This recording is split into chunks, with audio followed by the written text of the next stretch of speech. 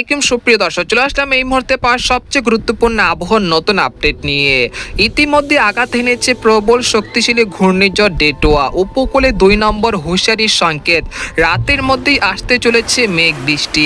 আর কিছুক্ষণের মধ্যেই রাজশাহী, ময়মনসিংহ, সিলেট, ঢাকা, খুলনা, বরিশাল, চট্টগ্রাম এবং গোটা পশ্চিমবঙ্গে একই স্থানে বিক্ষিপ্ত মেঘ বৃষ্টিপাতের সতর্কতা রয়েছে। তো আজ 1 ডিসেম্বর সোমবার এবং আগামীকাল 2রা ডিসেম্বর মঙ্গলবার কেমন থাকতে চলেছে আগামী 24 থেকে 48 ঘন্টার আবহাওয়া। বাংলাদেশ থেকে শুরু করে ভারতের পশ্চিমবঙ্গ, আসাম, মেঘালয়, উত্তর থেকে ত্রিপুরা রাজ্যে আগামী 24 থেকে 48 ঘন্টার মধ্যে কোন কোন জেলাগুলোতে ঘূর্ণিঝড় মেঘমালার কারণে বৃষ্টিপাতের সম্ভাবনা রয়েছে।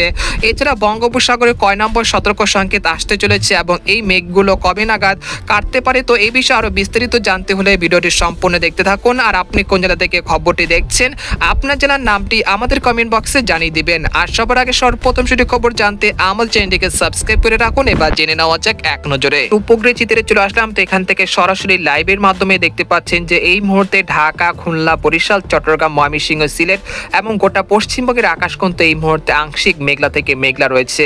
এর কারণ হলো বঙ্গোপসাগরে সৃষ্টি হয়েছে ঘূর্ণিঝড় ডেটোয়া, যেটা ভারতের অন্ধ্রপ্রদেশে অবস্থান করছে। এর অগ্রভাগে যে মেঘগুলো সৃষ্টি হচ্ছে সেগুলোই কিন্তু বাংলাদেশে প্রবেশ করতেছে। এর ফলে দেশের আকাশ কিন্তু অনেকটা মেঘলা থেকে মেঘলা হতে শুরু করেছে। একই সঙ্গে বঙ্গোপসাগর কিছুটা উত্তাল থাকায় দেশের সকল সমুদ্র বন্দরগুলোকে 2 নম্বর হুঁশিয়ারি সংকেত দেখাতে বলেছে বাংলাদেশের আবহাওয়া অধিদপ্তর তরফ থেকে।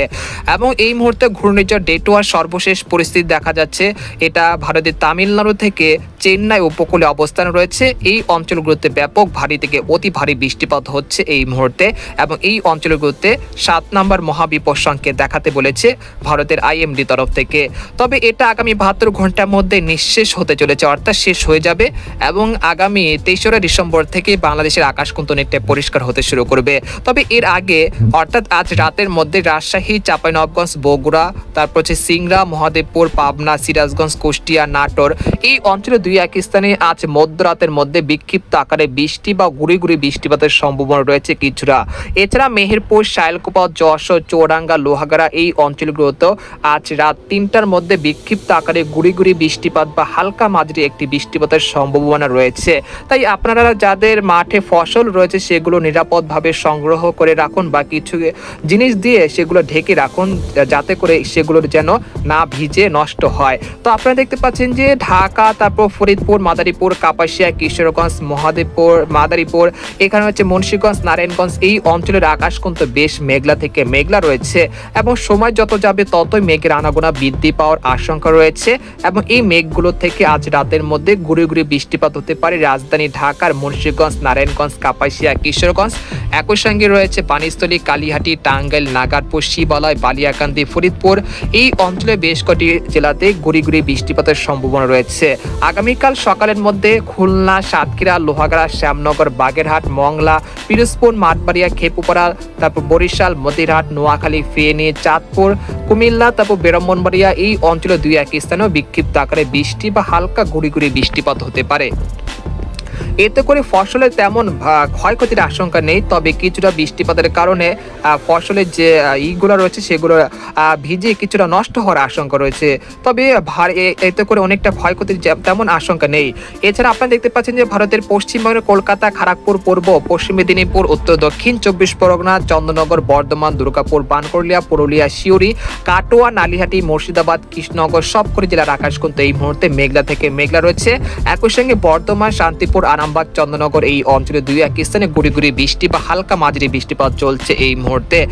এছাড়া আজ রাতের মধ্যে রংপুর বিভাগের ঠাকুরগাঁও, পঞ্চগড়, তেতুলিয়া, তারপর দিনাজপুর, কুড়িগ্রাম এই অঞ্চলের আকাশ আংশিক মেঘলা থেকে মেঘলা থাকতে পারে, তবে বৃষ্টিপাতের সম্ভাবনা তেমন দেখা যাচ্ছে না রংপুর বিভাগে। এছাড়া ময়মনসিংহ, সরিষাবাড়ি, জামালপুর, শেরপুর, মাধান, নেত্রকোনা এই অঞ্চলের আকাশও আংশিক মেঘলা থেকে মেঘলা থাকার সম্ভাবনা রয়েছে। তাছাড়া সিলেট, জৈন্তাপুর, কানাইঘাট, মৌলভীবাজার, তারপর হচ্ছে সুনামগঞ্জ ফরিদগঞ্জ এই অঞ্চলের আকাশও আংশিক মেঘলা থেকে মেঘলা থাকতে পারে আজ রাতের মধ্যে। তবে এই সব জেলাগুলোতে সেরকম মেঘ বৃষ্টিপাতের সম্ভাবনা নেই। মূলত রাজশাহী, ঢাকা, খুলনা, বরিশাল এই 3টি বা এই 4টি বিভাগের যে কোনো স্থানে বিক্ষিপ্ত আকারে বৃষ্টি, হালকা গুড়গুড়ি বৃষ্টিপাতের সম্ভাবনা রয়েছে। এরপর যে আপনাদেরকে জানিয়ে দেবো যে ইউরোপিয়ান যে মেঘের পাত্তা রয়েছে সেখান থেকে সরাসরি দেখানোর চেষ্টা করছি বর্তমান চিত্র। আপনারা দেখতে পাচ্ছেন যে আজ মধ্যরাতের মধ্যে দেখা যাচ্ছে ফরিদপুর, নাগারপুর, কাপাসিয়া, মাদারীপুর, লোহাগাড়া, যশোর এই অঞ্চলের আকাশ কিছুটা মেঘলা থেকে মেঘলা থাকতে পারে। যশোর, সাতক্ষীরা, খুলনা, লোহাগাড়া এই অঞ্চলে 2-1 স্থানে কিছুটা বৃষ্টি বা হালকা গুড়ি গুড়ি বৃষ্টিপাত হতে পারে। আমরা চলে আসলাম 2রা ডিসেম্বর মঙ্গলবার সকালের দিকে আসার পর দেখতে পাচ্ছি যে এখানে খুলনা, বরিশাল, চট্টগ্রাম বিভাগের আকাশ কিন্তু আংশিক মেঘলা থেকে মেঘলা থাকতে পারে সকালের দিকে।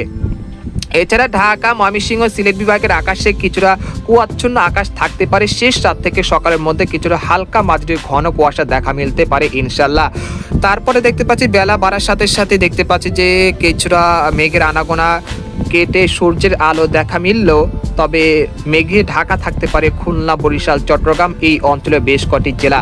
আপনাদেরকে সরাসরি দেখানোর চেষ্টা করছি এখান থেকে। আপনারা দেখতে পাচ্ছেন যে খুলনা, বরিশাল, এরপর রয়েছে চট্টগ্রাম, তারপর হচ্ছে গোটা পশ্চিমবঙ্গে 2-1 স্থানের আকাশে আগামীকাল সকাল 10টা দিকে আংশিক মেঘলা থেকে মেঘলা থাকার সম্ভাবনা রয়েছে। বিশেষ করে সাতক্ষীরা, শ্যামনগর, পিরোজপুর, মাঠবাড়িয়া, খেপুপাড়া, লালমোহন, বরিশাল, মতিরাট, ফরিদগঞ্জ, মাদারীপুর, কুমিল্লা, চাঁদপুর, এখানে হচ্ছে সন্দ্বীপ, হাতিয়া, চট্টগ্রাম, কক্সবাজার, কুতুবদিয়া, মহেশখালী, টেকনাফ, খাগড়াছড়ি, রাঙ্গামাটি, বিলাইছড়ি এই অঞ্চলে 2-1 স্থানের আকাশ আংশিক মেঘলা থেকে মেঘলা থাকতে পারে। একই সঙ্গে গুড়ি গুড়ি বৃষ্টিপাতের একটা সম্ভাবনা রয়েছে।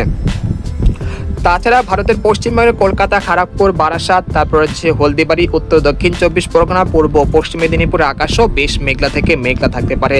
তবে এই সময় রাজশাহী, রংপুর আকাশে কিন্তু অনেকটা পরিষ্কার থাকার সম্ভাবনা রয়েছে ইনশাল্লাহ।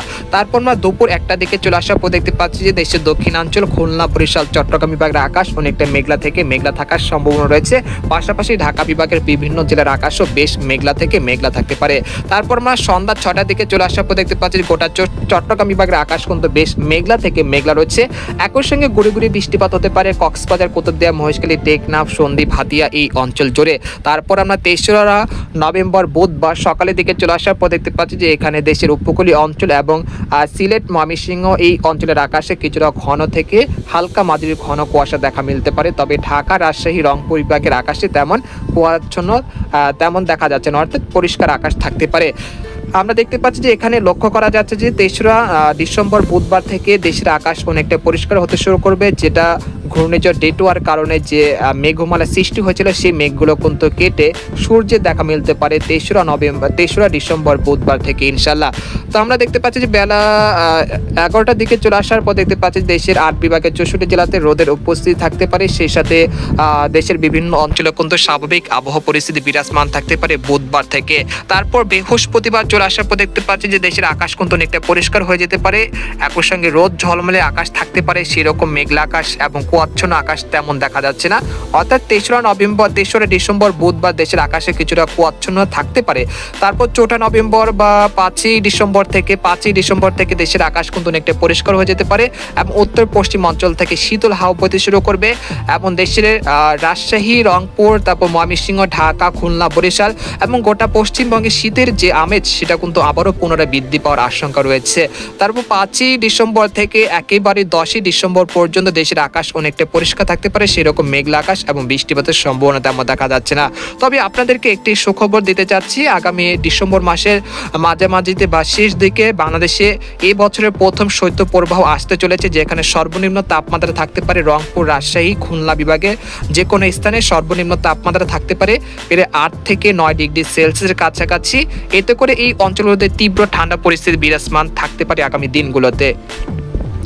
এরপর যে আপনাদেরকে তাপমাত্রা যে পূর্বাভাসটি চলে আসছে সেটা আপনাদেরকে জানানোর চেষ্টা করছি। আজ রাতে সর্বনিম্ন তাপমাত্রা থাকতে পারে পঞ্চগড়, তেঁতুলিয়া প্রায় 14 থেকে 12 ডিগ্রি সেলসিয়াসের কাছাকাছি। আর রংপুর, রাজশাহী, ময়মনসিংহ, সিলেট এই অঞ্চলের সর্বনিম্ন তাপমাত্রা থাকতে পারে প্রায় 15 থেকে 16 ডিগ্রি সেলসিয়াসের কাছাকাছি। আর খুলনা, বরিশাল, চট্টগ্রাম বিভাগের সর্বনিম্ন তাপমাত্রা থাকতে পারে প্রায় 20 থেকে 18 ডিগ্রি সেলসিয়াসের কাছাকাছি। অর্থাৎ এই অঞ্চলগুলোর আকাশে কিছুটা মেঘলা থাকার সম্ভাবনা থাকায় এই অঞ্চলের তাপমাত্রা কিছুটা বৃদ্ধি পাওয়ার আশঙ্কা রয়েছে।